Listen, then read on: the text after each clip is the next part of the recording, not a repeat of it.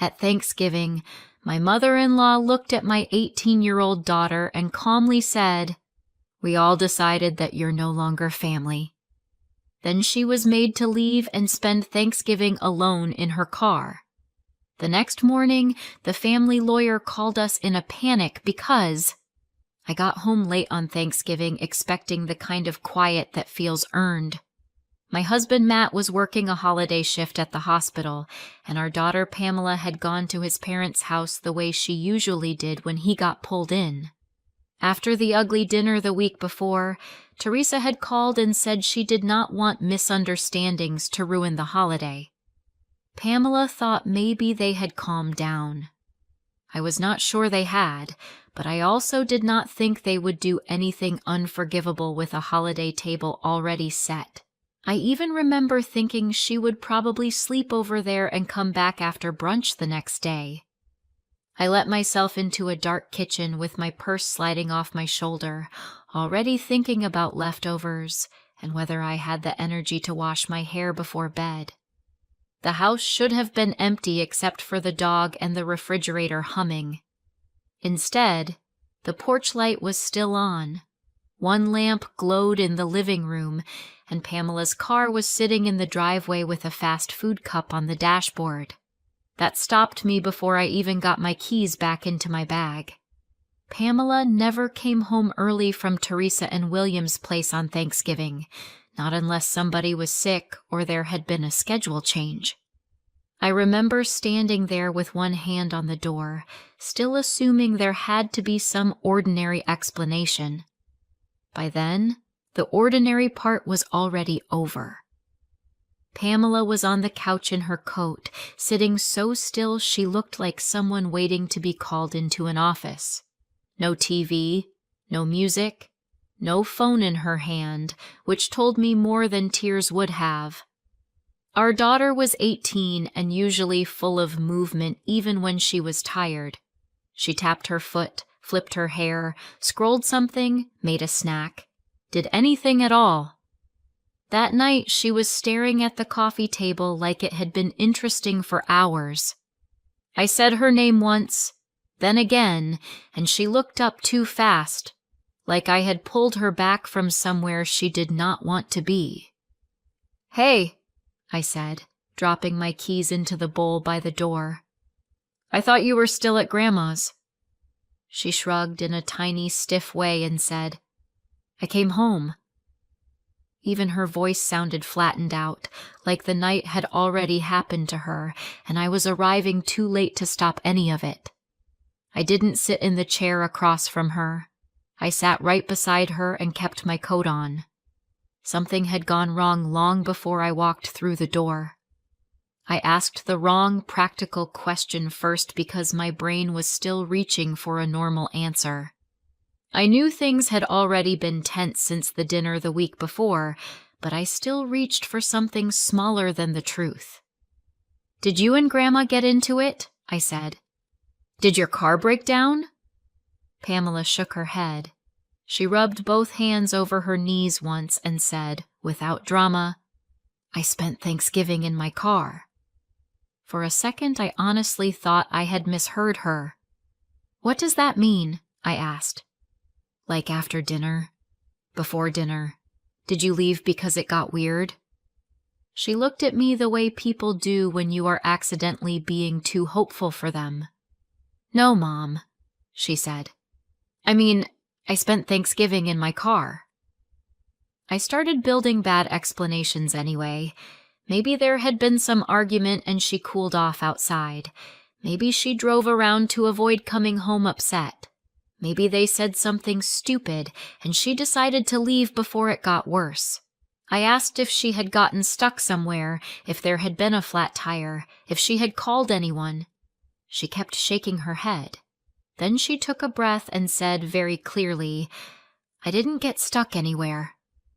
That was when I understood I had not even found the right question yet. When I finally asked, "Pamela, did you leave or did somebody tell you to go?" She looked me right in the face and said, "They kicked me out." My whole body went cold. She didn't rush it after that. She gave it to me piece by piece, almost like she had replayed it so many times the words were lined up now. Teresa, my mother-in-law, had waited until plates were on the table and then said they needed to be honest about what the pregnancy meant for the family. Pamela said she stood there while Teresa looked at her and calmly said, "We all decided that you're no longer family." William stood right there beside her. Teresa's older sister Denise was there too. Nobody interrupted. Nobody said that was too far. And nobody even acted shocked enough to make it seem like Teresa had gone off script. Pamela said she asked what that meant, and Teresa told her she should leave, not call them, and stop calling them grandparents because that chapter was over. "Did your grandfather say anything?" I asked. "Did anybody?" Pamela shook her head once. "No," she said. That was the worst part. Everybody just stood there like it made sense. I stopped hearing the room around us after that. Something in me had gone very still. I put my arm around her and pulled her into me, and the first thing I heard myself ask was, "Did you eat?" It sounded small and stupid in the air, but shock does that. It sends you toward the thing you can fix with your hands, because the real thing is too big to hold yet. Pamela nodded and said she got takeout. "From where?" I asked anyway.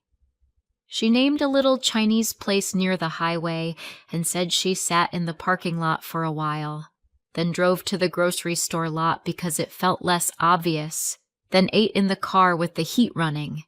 "I didn't want to come home right away," she said. "I didn't want to walk in here like that." I stood up, went to the kitchen, and found the white paper bag in the trash. Her receipt was on top, time-stamped in the middle of Thanksgiving evening. One untouched packet of soy sauce had fallen beside it. I heated water for tea even though neither of us wanted tea. The fact that she had eaten alone in a parked car made the whole thing physical. They had not just rejected her, they had sent her out into the holiday to figure out the rest by herself. For a while she kept talking the way people do when they are trying not to fall apart. Clean sentences, no tears, all facts. Then I said, "They're angry and cruel, but this is not the end of anything." And that was when her control slipped. She pressed both hands against her mouth, then dropped them and said, "I thought they'd be mad at me. I knew that part." Her voice shook on the next words. "I just didn't think they'd act like the baby was something disgusting." She stared at the floor and kept going before I could answer. She said she had honestly believed that once the shock wore off, maybe Teresa and William would calm down. Maybe they would still want to know the baby. Maybe they would at least see a baby as a baby, not a punishment. Instead, they had acted like being pregnant erased her place in the family completely. "It's not even just me anymore," she said. "They rejected my child too." That was the sentence that finally broke her open. She folded toward me and cried in a hard, quiet way that made me hold the back of her neck like she was still 6 years old. That was the moment I knew this would not be something we talked around and moved past. I told her what I could tell her with absolute certainty. I said she was our daughter, and nothing she had told me changed that. I said Matt would back her too, and if he had been in that house, none of this would have happened the way it did. Pamela nodded, but she looked worn out past words. I walked her upstairs, waited until she shut her bedroom door, and then stood in the hallway staring at the wood grain like it might explain anything. At that point, I still thought my in-laws were being rigid, cruel, and obsessed with appearances. I thought this was about shame, old rules, and the kind of family pride people use like furniture they inherited and never chose. I cleaned the kitchen for no reason, slept badly, and woke up with that flat feeling you get after a disaster that has not finished unfolding. At 8:14 the next morning, my phone lit up with a name I had not expected to see on the day after Thanksgiving. Mr. Whitaker, the family lawyer. Later we learned his office had been contacted early that morning after questions were suddenly raised about Harriet's trust and whether Pamela's pregnancy triggered anything in it. At the time, all I knew was that Teresa had not sounded offended the night before. She had sounded prepared. I stared at the screen before I answered, and for the first time it hit me that Teresa had not sounded offended last night. She had sounded prepared.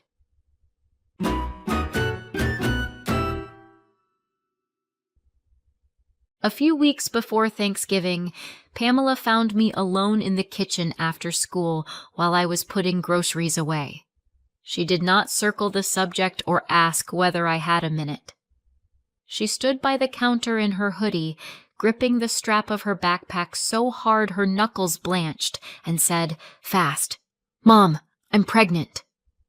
Then she looked at me the way people look when they have already imagined 5 different versions of your disappointment.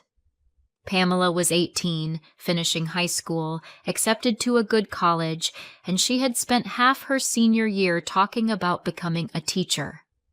We had been comparing dorm photos and arguing about whether she needed a mini fridge. Now all of that seemed to move 2 feet to the left in one sentence. I told her to sit down, mostly because I needed both of us sitting. She didn't. She said she had taken 2 tests, then a third one because she thought the first 2 had to be wrong. She was already far enough along that denial had become impossible, which made the whole conversation feel less like a scare and more like a future arriving before any of us were ready. The kitchen clock was so loud I noticed it. I remember taking a carton of eggs out of the bag and setting it right back down because suddenly I could not trust myself to hold anything breakable. My next words mattered, and Pamela knew it. Once she sat, the rest came out in bursts. The baby's father was Tyler, her first real boyfriend, also 18, sweet in the way boys sometimes are before life asks them to be anything difficult. He was supposed to leave for college in another state by late summer. Pamela had been accepted somewhere else. There had never been some grand plan for them to get married young and build a life in matching sweatshirts. "I know the timing is awful," she kept saying. And every time she said it, I nodded because she was right.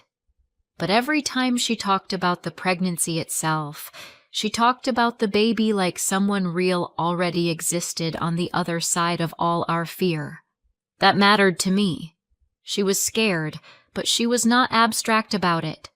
She said she didn't know exactly how she would do this, only that she did not want to pretend it was not happening. I was shaken.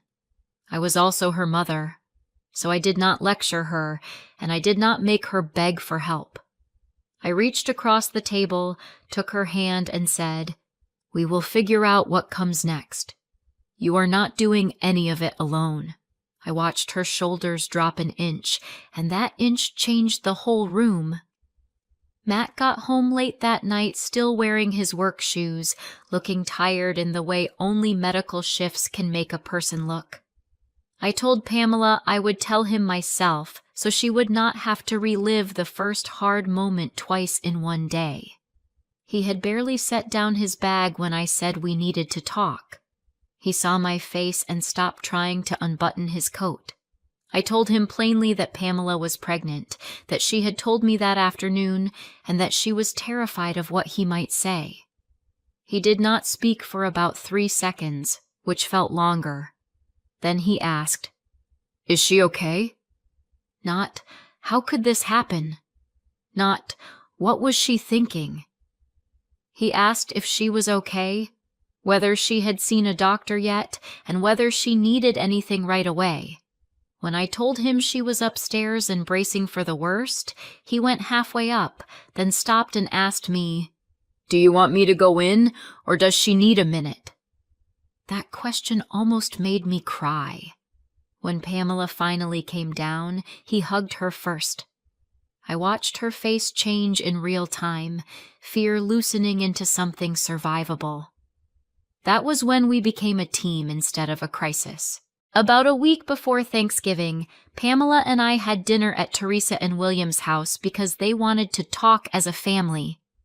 Matt was stuck at the hospital that night, and Teresa had acted as if waiting for him would only drag things out, which should have told me exactly what kind of evening she intended to have. Even before dessert, I could tell that phrase had been used as a trap.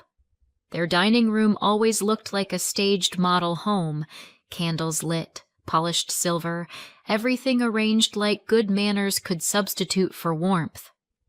Teresa kept her voice low at first, which somehow made it worse. She said she was deeply disappointed. William talked about choices and consequences in that legal, careful tone he used whenever he wanted cruelty to sound rational. Pamela listened with both hands in her lap and her jaw set tight. Then Teresa brought up Harriet, Matt's late grandmother, the woman who built most of the family money from a handful of properties and a level of stubbornness everybody else had turned into legend. Harriet would have been ashamed, Teresa said, and she said it with satisfaction, as if she were reaching for the one name nobody was allowed to argue with. William followed her with talk about the family name, standards, and how some behavior was not supposed to be rewarded. I watched Pamela go from nervous to angry in one slow, visible shift. The evening had stopped pretending to be a discussion. The real point surfaced when Teresa and William moved from shame to money. Teresa said no one should assume that family support continued no matter what somebody chose to do. William said it more smoothly, as if he were explaining a policy. If Pamela insisted on keeping the baby, she should not count on being treated the same way when Harriet's estate was considered in the future. Pamela looked from one to the other and said, "What exactly are you threatening me with?" Teresa answered with words like values, legacy, and consequences, never once saying inheritance directly again because she knew she already had. William added that Harriet had created what she created for people who honored the family, not embarrassed it. That did it. Pamela sat up straight and said, very clearly, "You are not going to use money to make me ashamed of my own baby." I said, "And you are not going to talk to her like this while pretending it's guidance." The room went flat after that. Teresa told us we were being emotional. William said we would all regret making this adversarial. No one raised a voice. Nobody had to. By the time we left, the line had already been drawn, and everybody at that table knew it.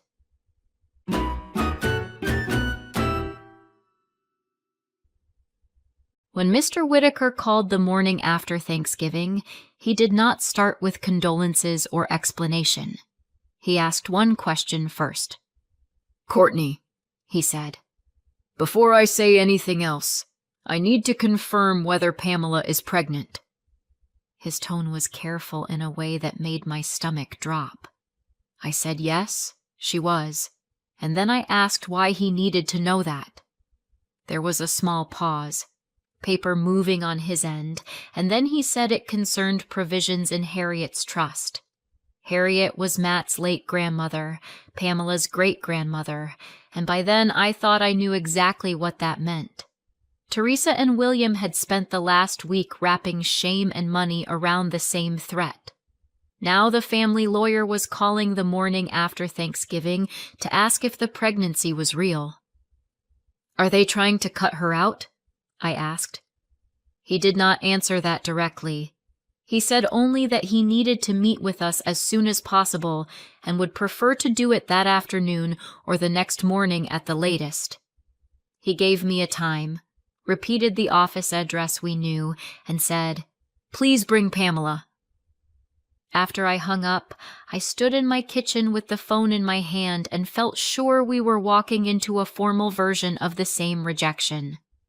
Matt had gotten home and slept only a few hours when I told him everything at once.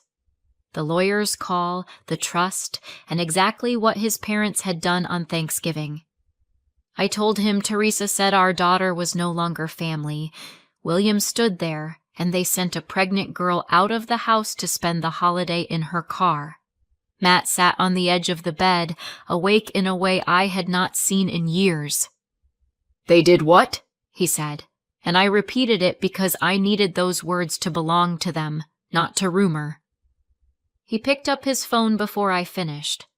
Teresa answered, and I heard him say, "If you can decide my daughter isn't family, then don't expect me to keep treating you like family either." She must have tried to turn it on him, because his face changed from fury to something colder. "Ashamed?" he said. "You threw your granddaughter out on Thanksgiving." William got on the line and started talking about lessons, standards, and enabling bad choices. Matt cut him off. "You don't get to call cruelty a lesson," he said. By the time he ended the call, there was nothing soft left in him.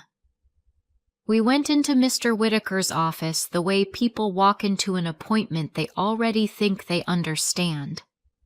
Pamela sat between Matt and me in the waiting room with her hands locked together so tightly her thumbs went white. Mr. Whitaker, the family lawyer, came out himself and ushered us into the conference room with a file box already open on the table. He was older, formal, and not a man given to wasted motion. That morning he seemed unsettled anyway. He sat down, opened a folder, and said that before he explained anything about the trust, there was an item Harriet had directed to be delivered under very specific circumstances. Then he reached into the folder and handed Pamela a sealed envelope with Harriet's name written in a sharp, slanting hand across the front. Pamela looked at me, then at Matt, then broke the seal with one finger under the flap. I braced myself for something dry and cruel, one more message from the dead being used to control the living. Instead, as Pamela's eyes moved down the page, her whole face changed. She blinked once, looked back at the top as if checking she had read it right, and then handed the letter to Matt without saying a word. The room had turned, and none of us knew by how much. Harriet's letter was nothing like the version of her Teresa had used as a weapon. She wrote plainly, almost bluntly, that she had once been a very young woman carrying a child before she had security, before respectability, before the family liked to remember her story. She wrote that the hardest years of her life were exactly the years later generations polished away. One sentence made Pamela put her hand over her mouth. "No girl in my line is ever to be cornered, shamed, or abandoned for carrying a child." Harriet said fear passes, gossip passes, and people who love rules more than people always claim they are protecting the family when really they are protecting their comfort. She said a baby is never a stain, and no one should be made to trade dignity for support. By the time Matt finished reading, there was not a single sentence in that letter that sounded anything like Teresa's warnings about legacy and standards. Pamela sat very still while tears ran down her face, not because the words were sentimental, but because they were practical and fierce in exactly the place she had been wounded. The woman they had invoked like a threat had built a door where they had tried to build a wall. Only after the letter did Mr. Whitaker explain the legal part, and it was so different from what we had feared that I had to make him repeat himself.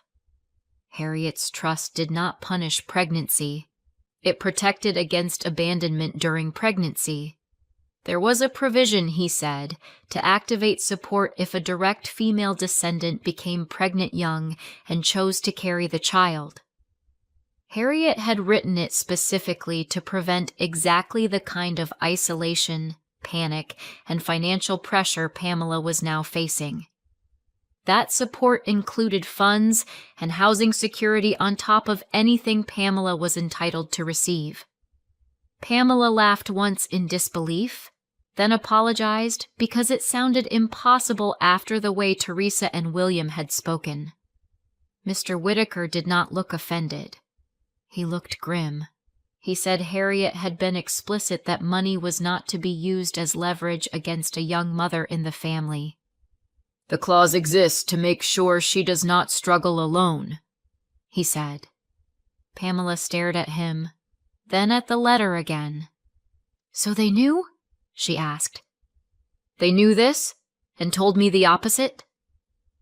Mr. Whitaker chose his words carefully and said he could not yet speak to what they knew or when they knew it. But the fact sat in the room anyway.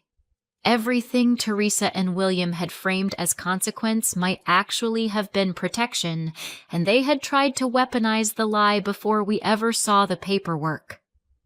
Then the meeting shifted again. Mr. Whitaker referred to the pregnancy support as being in addition to Pamela's regular distributions, and Pamela interrupted him with a confused frown. "What regular distributions?" she asked. He looked up from the file and said, "The distributions you began receiving at 18. She shook her head. "I never got anything." He seemed to think Matt and I had handled the money for her. We told him no. He flipped pages, asked whether checks had been sent elsewhere, whether there was an account in her name, and whether any educational payments had been made on her behalf. Up to that point, he said, the trustee's office had been certifying that routine distributions were being handled appropriately. Pamela's pregnancy had forced him to review the file more closely, and for the first time the paperwork and reality were no longer matching. Pamela answered no to all of it. According to the trust, funds should already have been distributed to her when she turned 18, and there appeared to be earlier educational support due before that. None of it had reached her. Mr. Whitaker took off his glasses, rubbed the bridge of his nose, and said he would have to investigate immediately. "Please understand," he said, "if what you are telling me is accurate, this is not a misunderstanding." We walked out of that office with one fear removed and a worse one settling into place. Teresa and William had not been defending Harriet's values. They may have been hiding money that was never theirs to control.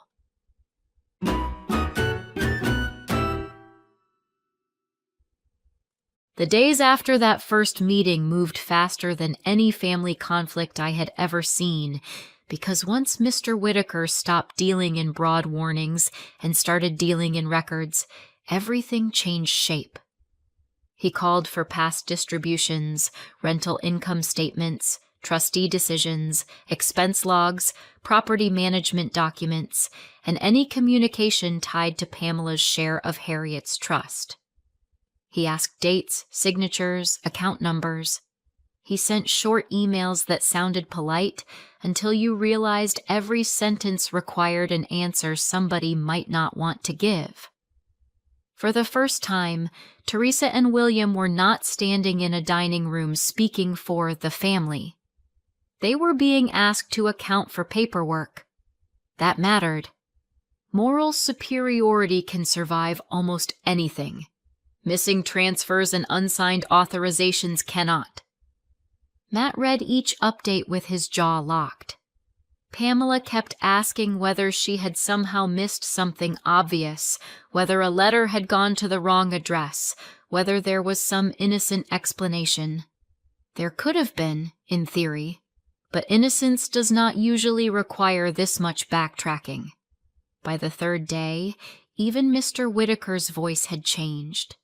He was no longer asking us to be patient while he clarified confusion. He was asking for patience while he verified what had already started to look very bad. Teresa and William came to our house 2 evenings later without calling first. I saw their sedan pull into the driveway and knew at once this was not a visit about reconciliation.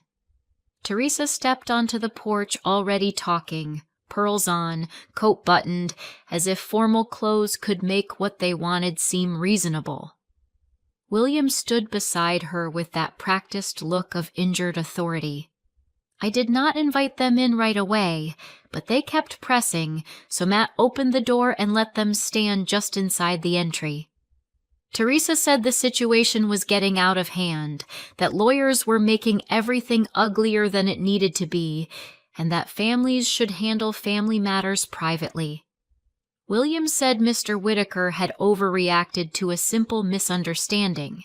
Then, because greed eventually makes people careless, they said the quiet part out loud.